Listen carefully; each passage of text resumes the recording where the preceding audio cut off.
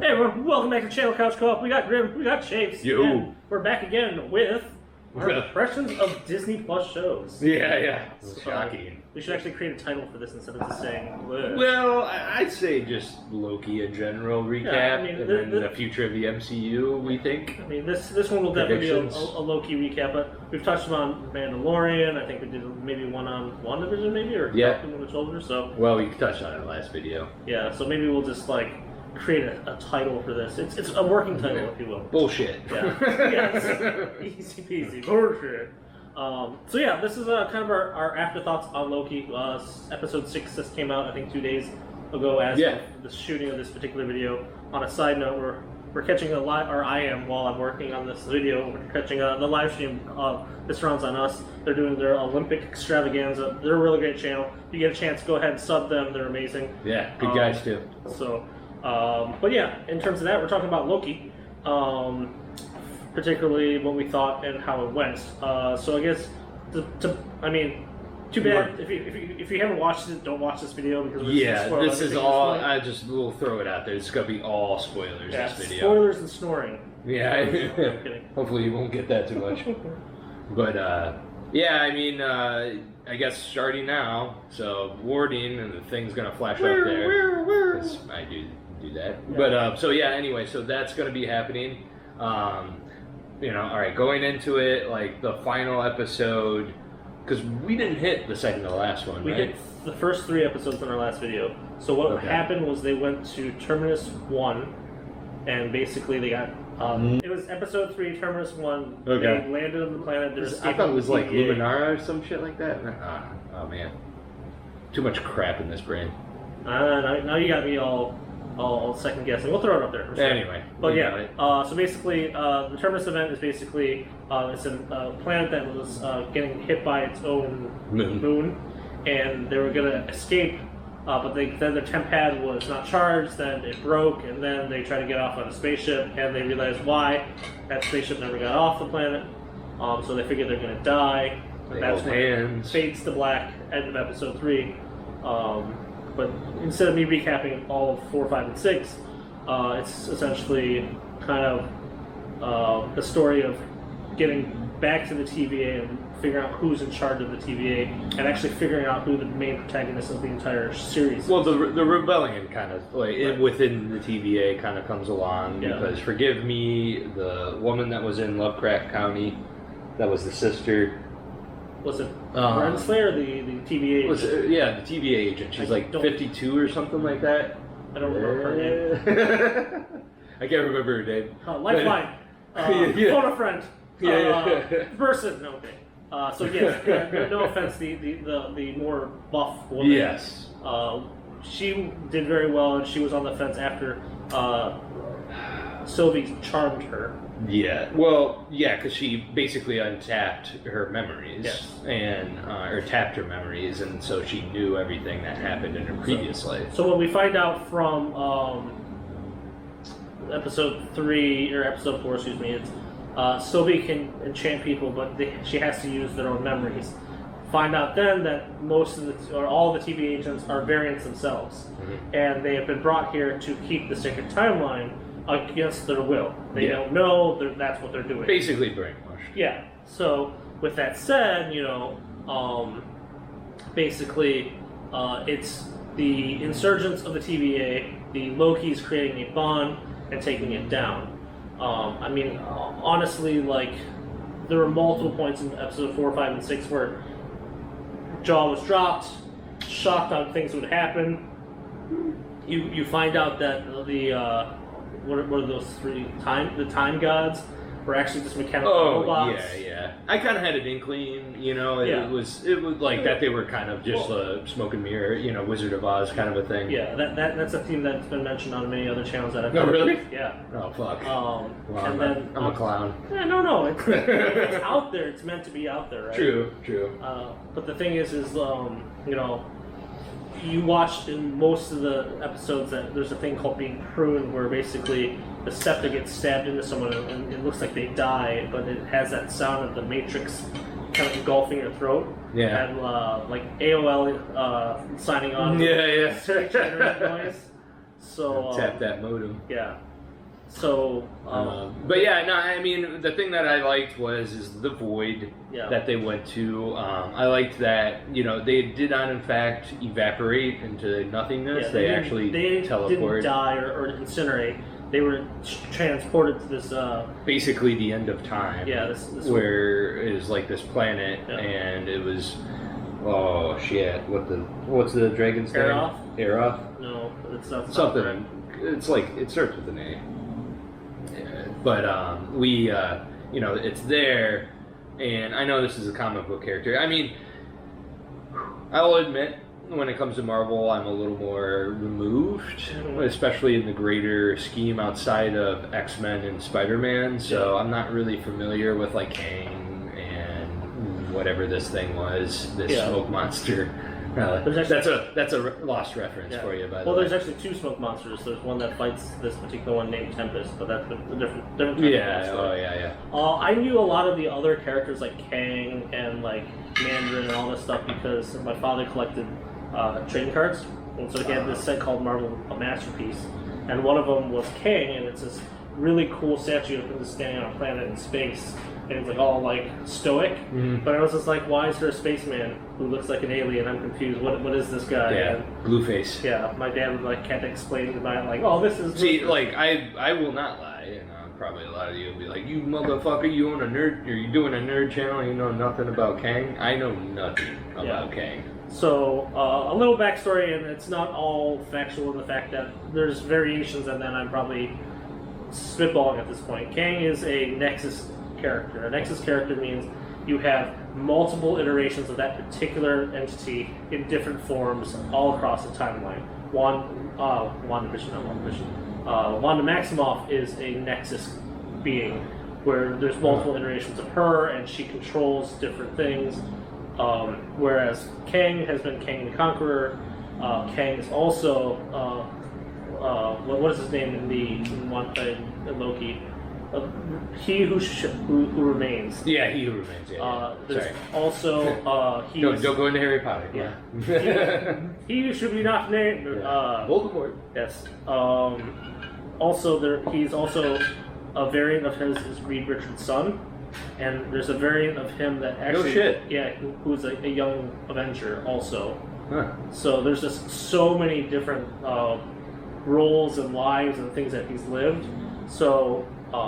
It was really interesting seeing this unfold. Yeah, I mean, in full, like everything built up onto the point, like really cool. I like the send off for Owen Wilson's character, Mobius. Yeah. And like every time I hear that, I just think Spider-Man. Every time I'm just like Morbius. Yeah, I'm like Morbius. Give me Morbius. Well, and it's funny because it's Mobius. Jared Leto is a fucking weirdo, but I can't wait for that goddamn new movie. Right. Well, I mean, it's Mobius and Mobius, which if you watched Endgame, when they're trying to create time travel, they talked about this Mobius structure, and that's how he created the ability to go back in time. But beyond that, by any stretch of imagination, I mean, the series is really good. Some of the points that I really liked is just the acting is phenomenal. Yeah. The character development, and then just the casting in general. So, like, shout outs, yes, Tom Hiddleston has been Loki this whole time, but he's phenomenal through the entire series. You had Sylvie, who was DiMartino. Yeah, she was Italian actress, right? Yeah, she was really, really good. I was shocked. I didn't know who she was. When I started watching the show, I just started getting this fanboy crush, and I was like loving her more and more. So I'm like, no. It's a little stickly for me, but yeah. Different strokes for different folks, right? And then Owen Wilson, all I know him is goofy characters like from Shanghai Nights and Shanghai Noon. So all I hear him saying is Uno Mas and getting plastered in a tub next to Jackie Chan. So I think he's very limited in terms of what I knew of him, but he played this very well. You have this kind of heartfelt connection to him trying to just be a good employee and do what's best. For me, I got a lot of Wedding Crashers, Owen Wilson, if you will. I don't know the character, but it doesn't matter. He's fixing a timeline, not just banging a random woman. Yeah. No, it was the best woman. It was Amy McAdams. Yes. Right? Isn't that her name? Rachel McAdams? Rachel. Yes. Thank you. And then the surprise or the major unveil in the last episode was Jonathan Majors as Kang. Yeah, which was absolutely. And like we knew he was going to be cast as Kang because he was mentioned in was it Spider-Man? Ant-Man and the Quantumanium. Okay. And he was hired for that role or cast as that role. And like I don't know him. I didn't know him beforehand. But I was just like, yeah, he could be cool. But just watching him act, watching him go through those levels and all that was just so amazing that he did so well. For me, it was... No offense to him. Who was that? The actor. I was shocked how Majors? I was shocked how well he's not saying he's not a good actor. I'm just saying no offense to that. I mean, I watched him on Lovecraft County, and that was pretty cool. Like, I think he did pretty well with that show. The show was a little all over the place for me, but you know, with the episodes that came through, it was like, damn, that's a good goddamn show. But you know, there were some heartfelt moments in that. One of the biggest ones was when he found out his father was actually gay, and there was like this huge, you know, up and down with that, and that was really cool. Just because initially, obviously, because it takes place in the 20s, I think, or something like that. You know, he was pissed. Right. You know, and he uses the F word. You know, you're a faggot, and he's like totally takes his father off the plate and is like, look, I don't want anything to do with you. Like, you're disgusting to me. Yeah. And then later on, he ends up finding out like, oh, he's, you know, a lot of the angst and everything that he had was because he was hiding. Right. But like, and then Jonathan Majors' character in the show, and forgive me, I forget. It's just too much shit going in this brain. Man, gotta make room. But, you know, just very good. And I thought to myself, like, he's a very serious actor in Lovecraft. And so when I thought he was going to be Kang the Conqueror, I thought he was going to be relatively serious. Highly intelligent, but very, very serious.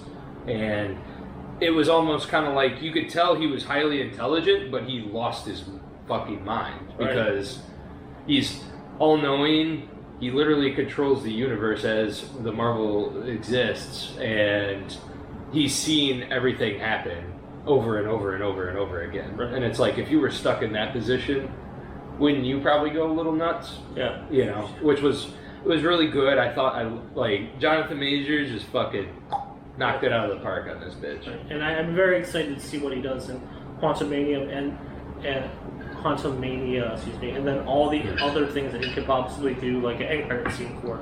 Because if you realize what he said, there's multiple versions, but the deadliest. And they're all not as good as he is. Right. So I mean, you could just see like, what's the next one? Is Shang-Chi. So randomly, one of the fires could be a Kang variant. Is Shang-Chi next? Shit. Yes. Nice. How long have Well, actually, no. Technically, What If is next. And that's happening. And then Shang-Chi's next major feature or live action feature. Okay. So, I mean, with that said, like, you know, it was a great story. You know, you figure if you're just doing time travel or whatever, it's just going to be the same thing where you try not to sleep with your own mother and become your own father or I'm my own grandpa. Yeah. Remember that fucking movie? It's Futurama, right? No, it was The Stupids. It's a horrible movie. Do not watch it. And then, like other, you know, relative time travel tropes. Actually, our best friends wrote a book about time travel. You should check it out. So You Created Wormhole. A Time Traveler's Guide. Yeah. Beyond that, just like, you figure you just hit one of those things, but it started that way, so you're just like, oh, whatever, and then boom, it just exploded into so many different other levels. You know, I was emotionally invested not only because of DiMartino, but just like that connection was believable between the two Loki variants.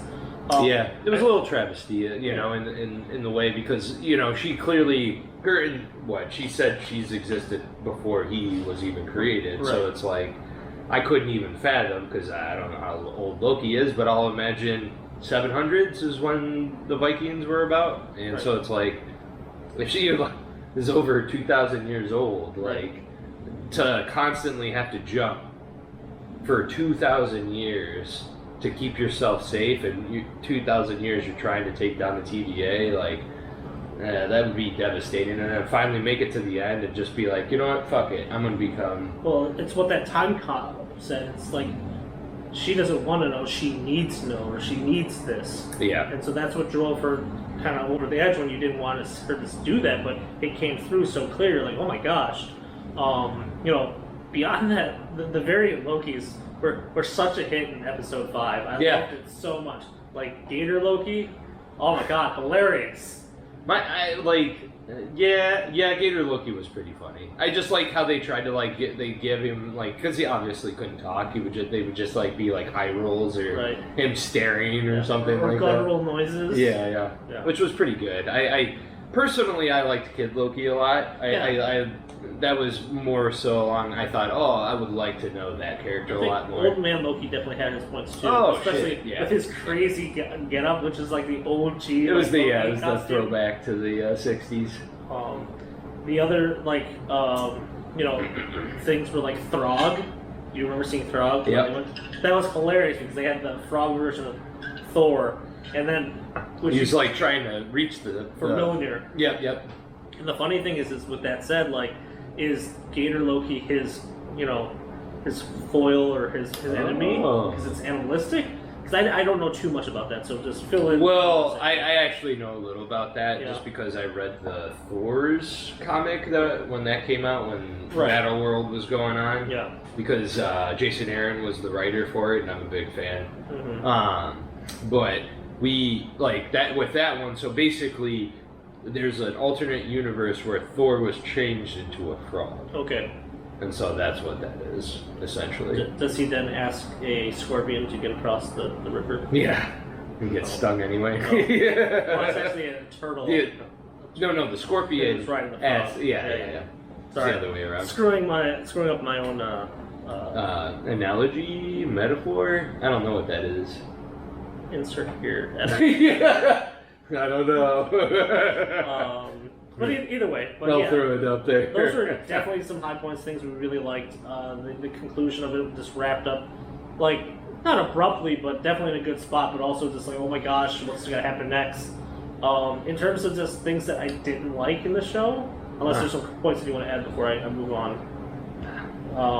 It was short, 6 episodes. It's the shortest of all the series so far for the Marvel Disney. It was Plus. meaty though. Yeah, there was a lot to digest. For sure, and it was good. The end credit scene was a little soft. It was just a rubber stamp, season 2. You're like, okay, you have WandaVision have... But see, here's my thing. I think Marvel people are too conditioned now to think that there's going to be some fucking post-credit blowaway. You got done, here's your hand job. That, for me, I think Marvel's maybe trying to, move away from that a little bit. And... I think they're teasing it. I mean, they did it in, what was it? Incredible Hulk originally, because that was when Samuel first made his appearance as Nick Fury. Mm-hmm. But, maybe they're trying to move away from it. I honestly kind of wish that they would, maybe. So you don't not that I hate credits. Damn it, No. I always sit through the credits, believe it or not. Right. Just because I respect the people that make this stuff, but... even video games, I sit through the credits. But, it's just one of those things where I'm kind of maybe it's getting a little tired. Yeah. And they just kind of maybe move on to something else. Maybe, still do teases here and there. Sure. What I think they did with Loki was good. Yeah. Because it was also a ploy, I think, in a way, to make you watch the credits. Because everybody was like, oh, they're fucking going to show something. Right. Oh, blue balls, here's the translated people that spoke for everything in all the other countries. Right. Well, I mean... Just, The thing is, it's just like you said, we're kind of conditioned to it, to that fact, and you just really want to see that, and it's I know it's gimmicky, but it's definitely something that's just oh my gosh, what could happen? So it's definitely interesting, and we'll see what happens in terms of the trend from here on out. Now that we touched upon the good and bad, what do you think is going to happen? Where do you think this is going to Specualtion Corner. Yes. Grimm had a really cool idea, actually, and I was like, that sounds very possible, because Grimm thought there was going to be a variant Loki at the end of the tunnel. Yeah. And I thought... That's where I put my chips all in and lost everything. My house and life. It's great. Yeah. Electricity. Inside joke. But yeah, so anyway, Damn you, Electro. yeah, no. Damn you. Well, I can't really say the company, but the company. So anyway, we Proprietor of electricity in the Midwest. Yeah. Well, because he fed that to me about the Loki at the end of the whatever castle, the Forbidden Castle, and like I was like, you know what would be really kind of cool was if it was a variant Loki that was essentially being controlled by Kang in the same way that our Loki was manipulated by Thanos.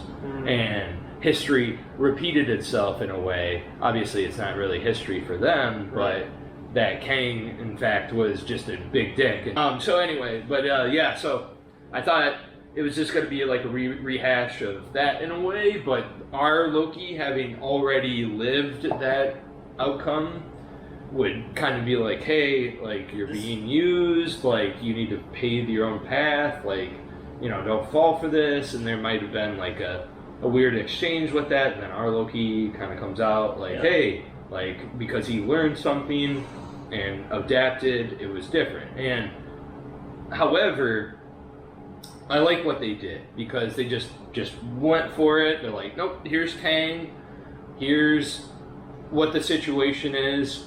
Like, Sylvia obviously is very fucking sour still. Well, your thought was basically a manipulation scheme, but you loved how Kang was introduced and made this big bad, or what we surmised is that the two frontrunners now for the MCUs for the big bads will either be Wanda Maximoff as the Scarlet Witch, or Kang, or both, or question mark, right?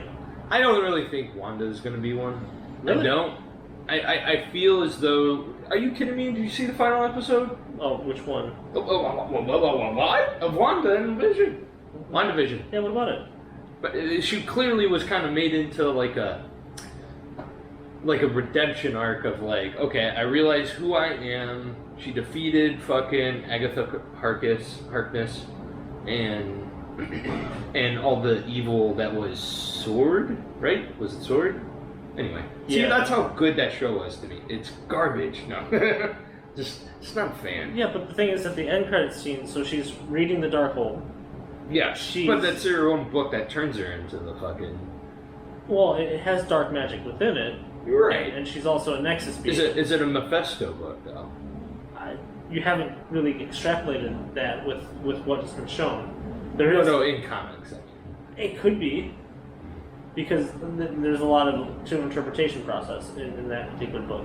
The thing is with Scarlet Witch is, you know, the House M, she goes crazy, right? So she goes crazy, it could lead down a way, or it could be very well be Kang as new big bad, or they could team up and it's this mass chaos, or it's going to be kind of a one-hit quit on Doctor Strange in the Multiverse of Madness. He fixes her, and then, you know, you move on to Kang. I don't know. I don't know. I'm leaning towards that latter. The only reason is because I feel as though they don't want to make her... Because when you really truly think about it, WandaVision, she kind of was a villain the entire show. Underlying, but very much a villain. She was a naive person who wanted what she wanted, even though it was a negative process. Yeah, well, yeah. She was basically controlling everybody. Yeah. And so... But at the end, she had a redemption arc, like, oh, she realized she got over her grief and was able to become the full-fledged person, superhero, you know, that she should be. And, you know, I think, I'm hoping that, you know, with Doctor Strange, they realize, maybe they come to meet and they realize there are different opposing views perhaps and stuff like that. They meet in the middle at the end, you know, solve the issue. Very comic booky, probably paint by the numbers, perhaps. Mm-hmm. But it's all about execution. Sure. And Sam Raimi. Yeah. So I mean, we'll see how that goes. I mean, your prediction is you know, multiple iterations of Kang, kind of the new big bad, and just kind of seeing what's going to happen. Prediction. I don't. I guess Kang. I think is going now that they killed the Order Kang. I think peaceful Kang. Yes. Friendship. Yeah. What? Friendship again. But yeah. So like this Kang, I think was the good Kang, if you will. Yeah. Even though he was crazy. And I think what he wanted was order, essentially. Order in the way, because he's like, he even said it multiple times, I think at least 3 in the episode, that when he just let everything go, it was utter chaos and destruction. Sure. And he realized that after many retries and stuff like that, that this was the best way to keep everything alive, essentially, and moving and going forward. So I believe Kang is going to be it's going to be comic books, I'm sure. He's going to be the guy that is, but isn't necessarily the bad guy. He's just the guy that's... So he's Loki in First Avengers that's leading up to Thanos. No. I think he is Thanos. Okay. It's just, there's so many versions of him that we just don't know what we're going to get. Right. I think, like in my assumption in terms of what Kang's story arc will be is, you'll find the evil Kang in Quantum Mania, and you'll basically unlock him as the big bad, and then you'll need multiple Kangs who are better than him, not evil as him, to help bring down that particular Kang, which will then lead into mutants and something else, or possibly even like... I think mutants is already happening. Well, there was a story today that I read that one of the characters in Black Widow is the first mutant. It's bullshit. Because I read that article thinking to myself, I was like, oh, that's really rad that they did that nonchalantly. But then I read it and what they did in the movie, and I was like, it was the biggest like Easter egg, like buried well beneath the grass. Like for me, it was a stretch. Sure. It's like, yes, you could say that. I guess you could say he's technically the first mutant in the MCU, but it was the biggest long distance throw you have ever seen in your life. The Hail Mary. It was like, oh yeah, he's Ursa Major. Yeah. Well, I mean, we've talked about what we think Kang is, and we know that season 2 is already coming out. What do you think will happen in season 2 of Loki? And I have my prediction. Go ahead. I predict that. That's a good question. I didn't really think about this. Do you want me to go first then? Yeah, go ahead. My prediction is that the mass majority of that particular story arc is Loki trying to find Sylvie and reclaiming what they had and trying to get seek for explanation. But also, Loki will now be permanently trying to convince the TVA, each particular TVA that they encounter, to take down the higher power. And so he's basically going to ban like all the variants from the TVA. He's going to do that, and basically, which is comical, unintentionally trying to find Sylvie and unintentionally trying to create this rebellion and fighting this particular Kang. It's exactly what the Kang predicted in this particular episode 6, where he says, it all happens again, but you're just going to unleash all these Kang, another war happens, and then something will fix it all. Reset it, yeah. And I bet, ironically, he will eventually lead to the fixing of the timeline. Yeah. So it bookends. Yeah. So basically, it's cyclical. Yeah. It's like a circle. Love is like a circle. Look, I know in our earlier video I was very anti-multiverse bullshit. I thought it could get messy, and it could also be the easy button with a lot of things. Like, oh yeah, mutants exist. Oh yeah, here's Professor X. Here's Wolverine. Here's Jean Grey. And like things like that. I was hoping they wouldn't go that route. It looks like they're trying to do it a little more nonchalant, if you will. Yeah. We'll see what happens, of course. Feige, you better not fuck it up. But he won't. I mean, he hasn't yet. At least in my book. Even still, if this... I haven't seen Black Widow, but from what I've seen... if tier 4 I've seen it. Drops off horribly, you know, even if it drops off, you still have the main first story arc that makes it really interesting and amazing. So even if you have shit from that point on, you still have that first block that's amazing. But see, you got to stick on it, in my opinion, because you got to think about the people that come back and like want to view it, you know. Yeah, but it's like Star Wars, right? You added so much other stuff, episode 1, 2, 3, 7, 8, 9, and if you really wanted to ignore everything else, you just watch 4, 5, and 6. Pick and choose.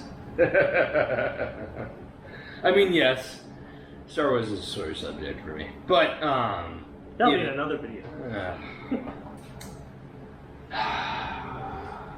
I feel like they had the right people in line to make this go where it needs to go, and I'm excited to see what they will do.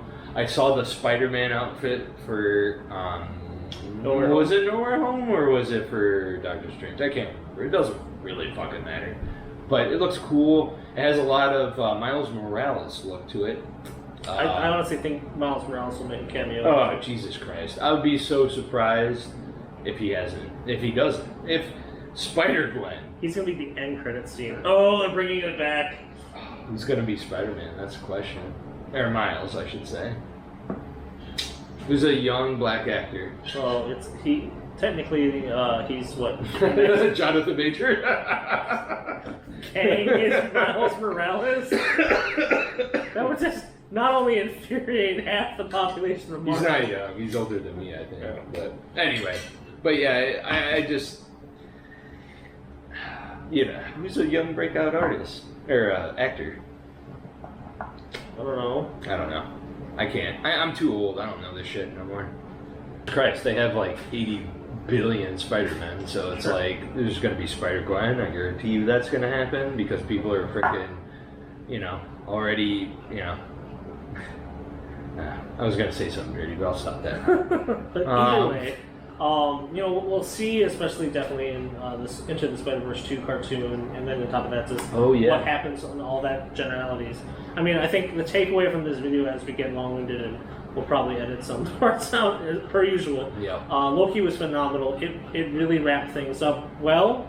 It led us to want more, and it was a really great show. I think in both of our For me, like I know I said in our previous video, I was highly against multiverse bullshit. This has made my mind a little more open to it. Sure. I was like, okay, they executed it well. So, I mean, we both really, really like you know, Marvel, Star Wars, and we're not just regular, just random fans who just like stuff, but you know, we're really into it. So I'm sure we'll bring our opinions of other things that's come along. Depends who you talk to, I suppose, but... I mean, I think, honestly, like, once he checks out Black Widow, depending on what he feels on it, we'll I'm probably going to pass Boys and Girls, I'm not going to lie. Yeah, you can't make this a Thor to the Dark World.